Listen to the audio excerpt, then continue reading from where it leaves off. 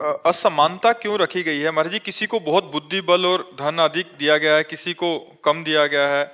कोई जानवर इतने नहीं, जो भगवान ने दिया है वो समान दिया है।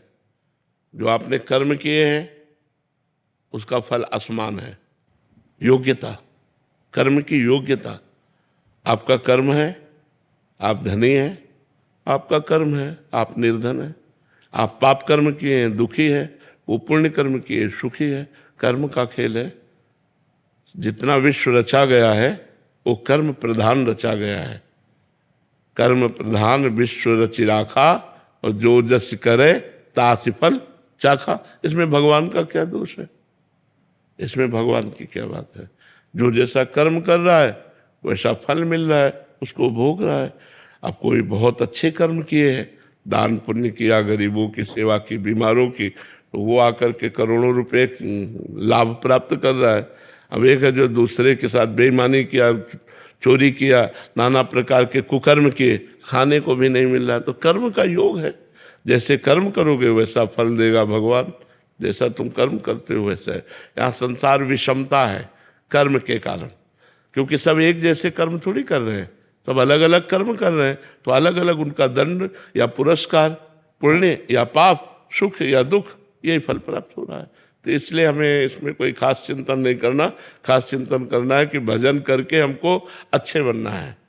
अब तक जो हुआ हुआ, अब लो निशानी अब ना नशे। अब तक जो हुआ अब हुआ, अब मैं अच्छा कार्य करके भगवान को प्राप्त करूं, या अच्छा व्यक्तित्व प्राप्त करूं, या अच्छा धनी बनूं। इसके लिए मुझे अच्छा कर्म करना होगा। इसकी स्वतंत्रता है महाराज जी? पूरी स्वतंत्रता है। मतलब अभी जो हम अच्छा करने लग गए तो आगे आपका अच्छा, बिल्कुल अच्छा होगा।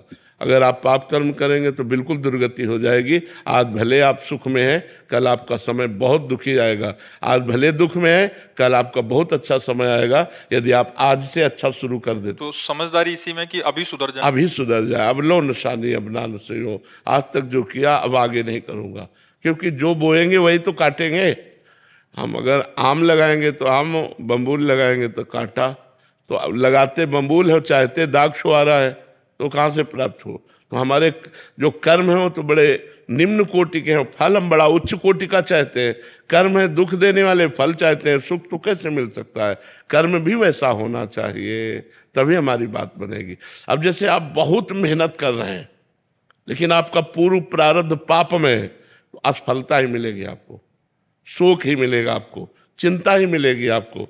तो आपको लगेगा बगल वाला जो है ज़्यादा मेहनत नहीं करता और खूब अच्छे सुख है। तो आपका कर्म, जो पीछे का कर्म है, वो आपको आगे नहीं बढ़ने दे रहा, आपको दुर्गति कर रहा है। इसलिए अब आज कर्म संभाल लो तो आगे आपकी उन्नति हो जाएगी। मोहित कुमार जी, सहारनपुर से। जी। महाराज जी, इस संसार में सभी को या तो श्रेय मिलता है या दोष मिलता है। तो ये या तो किसी बात का श्रेय मिलता है कि उसकी यश हो गया, या किसी की निंदा हो रही है, तो ये उस इंसान के स्वयं के प्रारब्ध पुरुषार्थ से मिलता है, सेम ही प्रश्न है, या उससे जुड़े लोगों के कर्म से मिलता है? नहीं, जुड़े हुए लोगों के कर्म से भी मिल सकता है। जैसे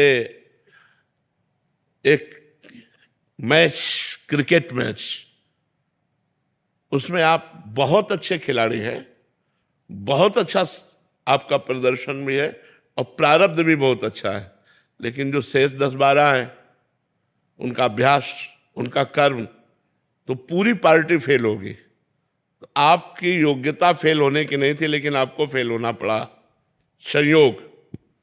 जैसे आप पिता हैं, बहुत अच्छे कर्म किए, लेकिन पूर्व प्रारब्धानुसार आपका पुत्र ऐसा पैदा हुआ कि वो आपको भी गाली खवाएगा। गालियां भी सुननी पड़ेंगी, कटुवचन भी सुनने पड़ेंगे, नीचा भी देखना पड़ेगा, जबकि आप ऐसे नहीं हैं, लेकिन आपका पूर्व कर्म पुत्र बन करके आया वो। तो कभी कभी हमारा कर्म संयोग भी हमको दुख देता है, और कभी निजी कर्म का भी दुख भोगना पड़ता है, लेकिन होता संयोग है।